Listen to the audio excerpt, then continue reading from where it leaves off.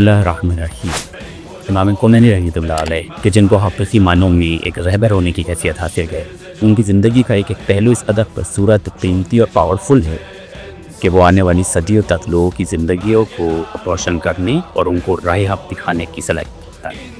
लेकिन बतौर हिंदुस्तानी अगर हम इमाम खोमैनी की पर्सनैलिटी को समझना चाहते हैं तो हम देखते हैं कि हिंदुस्तान की सरज़मीन के father of nation Shri Mahatma Gandhi के पॉलिटिकल ख़यालात और इमाम खोमैनी के पॉलिटिकल ख़यालात में काफ़ी सिमिलरिटीज़ पाई जाती है। जैसे दोनों ने ही अपने अपने दौर में इम्पीरियलिस्ट पावर्स को हराने की कोशिश की और सीखा। अगर एक तरफ हिंदुस्तान में श्री महात्मा गांधी ने ब्रिटिश कॉलोनियलिज्म से जंग लड़ी, तो उस तरफ इमाम खोमैनी के रिवोल्यूशन और इनकलाब से हम सब तो वाक़िफ़ कि किस तरह उन्होंने अपने इनकलाब को काम किया। तो इसके बाद दोनों ने ही अपने अपने देश के कल्चर को, तहजीब को वापस लाकर और वेस्टर्न पावर से और वेस्टर्न सिस्टम से आज़ाद दिलवाई। और आज अल्हम्दुलिल्लाह दोनों ही देश अपनी अपनी तहजीब और तमद्दुन पर गामज़न हैं और कामयाबी हासिल कर। फिर इसके बाद अगर हम पॉलिटिकल सिस्टम की बुनियाद पे जाएं तो देखें कि इमाम खोमैनी ने और महात्मा गांधी ने दोनों ने मोरलिटी और एथिक्स को पॉलिटिकल सिस्टम की बुनियाद बनाने की कोशिश की और उसने कहा कि दोनों ने ये इस बात को माना कि आप में जो ईमानदार है और जो सबसे बेहतरीन तरीके से ज़िंदगी गुजारता है और सबसे नोबल है, वही पॉलिटिकल सिस्टम को ओन करने के और उसको चलाने के लिए के हक़दार है। ये मसला चलते चलते आज के अहम मसले फ़िलिस्तीन तक आता है कि जिसके ऊपर हम देखते हैं कि अगर एक तरफ इमाम खोमैनी ने अपनी ज़िंदगी का एक बेहतरीन हिस्सा फ़िलिस्तीन के हक़ के लिए कुर्बान किया, तो दूसरी तरफ महात्मा गांधी का रिपोर्ट कि फ़िलिस्तीन उसी तरह अरबों का है जिस तरह इंग्लैंड इंग्लिश के लोगों का है और फ्रांस फ्रेंच के लोगों का। तो इन खुशनुकात के पस मंज़र में अगर हम इमाम खोमैनी की पर्सनैलिटी को समझना चाहिए तो हम लोगों को काफ़ी आसानी होगी। इमाम खोमैनी सिर्फ ईरान के रहनुमा नहीं थे, वो मज़लूमों की आवाज़, जुल्म के ख़िलाफ़ एक आहनी दीवार, इंसानियत का चेहरा और असल इस्लामी अक़दार का रोशन चिराग थे। उन्होंने सबसे ज़ालिम हुकूमत के ख़िलाफ़ सिर्फ ईमान, हिम्मत और सादगी से जंग लड़ी। आपने अपनी राहत, अपना सुकून, अपना घर सब कुछ कुर्बान किया, सिर्फ अपनी कौम के लिए, सिर्फ इसलिए कि तागूत नाबूद हो जाए और तौहीद परस्त लोग आबाद रहें। उन्होंने बता दिया कि मुकावमत यानी रेजिस्टेंस कोई बगावत नहीं है बल्कि हमारा हक़ है। उनकी सोच, उनकी तालीमात आज भी ज़िंदा हैं और हर उस दिल को ताकत देती है जो सिर्फ इंसाफ के लिए धड़क रहा है।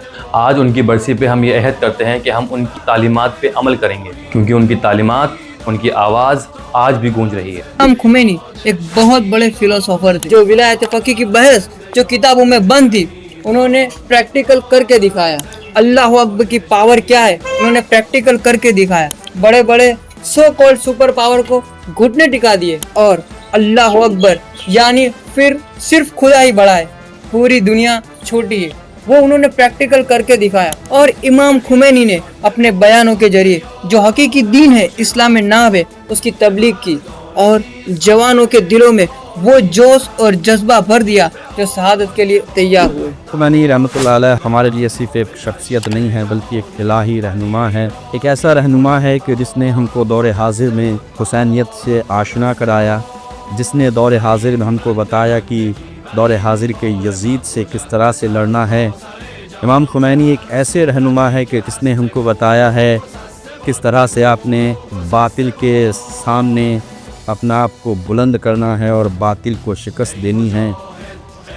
दुश्मन के इस जुमले से जो दुनिया का सबसे बड़ा आतंकवादी है अमेरिका, उसके जुमले से हम लोग समझ सकते हैं कि इमाम खोमैनी का वक़ार, इमाम खोमैनी की फ़िक्र, इमाम खोमैनी का इनकलाब कितना वसी, कितना बुलंद है। जो 40 साल पहले आतंकवादी अमेरिका कहा करता था कि आपने ईरान को कोई भी हथियार बेचना नहीं है, आज 40 साल के बाद वही आतंकवादी अमेरिका कहता है कि आपने ईरान से कोई हथियार ख़रीदना नहीं है।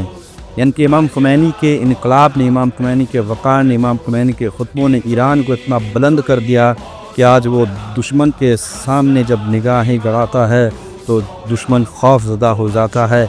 आखिर में बस मैं इतनी 6 मिनट की बात को ख़त्म करता हूँ कि काबे से अभी हो नहीं वाली है मुनादी, उम्मत है मगर अब भी रसूमात की आदी, फिर वारिस इस्लाम ने हलमी की सदा दी, तन्हा न रहे आज वो मैदान में गाजी, तो लब्बैक कहो मिलके हुसैनी की तरह से, ताहूत से टकराओ खोमैनी की तरह से। इमाम खोमैनी फ़कत ایک مجتہد، ایک فقی، ایک عالم نہیں تھے، بلکہ ایک آفاقی اور ایک الہی رہبر تھے، جنہوں نے امت مسلمہ کو 2 عظیم سرمایہ، ہفتہ وحدت اور یوم القدس جو دیا تھا۔ ایک کاش کہ مسلمانوں نے بر وقت امام خمینی کی ان خدمات کو سمجھا ہوتا تو آج مسلمان اس ذلت و رسوائی کا شکار نہ ہوتی۔ تو امام خمینی کو ان کی برسی پر سب سے بڑا خراج عقیدت یہی ہے کہ ہم امام خمینی کے افکار کو پڑھیں اور ان کے افکار کے اوپر چلیں۔